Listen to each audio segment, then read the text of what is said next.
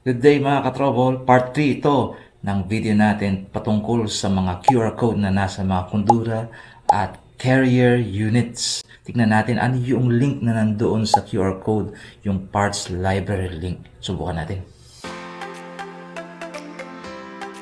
Ito na, na-scan na natin yung ating QR code.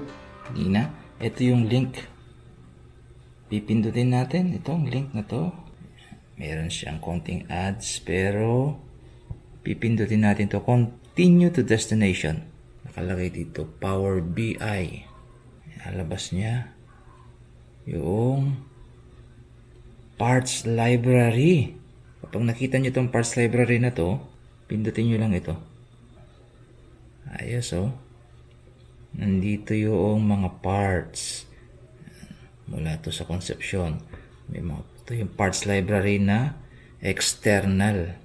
Ano naman yung part code na nakikita nyo sa mga aircon natin, sa kundura, at saka sa carrier, itatype lang ninyo rito. Lagay natin 4, 1, 2, 3, 4, 5, 2, 0, 6, 4. Tingnan natin.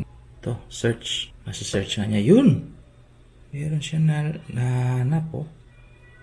Yan natin. May stocks daw. Oh, ito.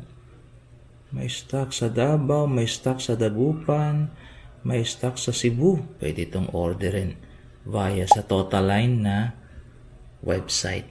There you have it mga katrobol. Nakita natin yung parts library link. Napakahalaga nun. Kung meron ba talagang available na mga parts ang isang aircon. May mga sticker tayo na makikita sa mga aircon.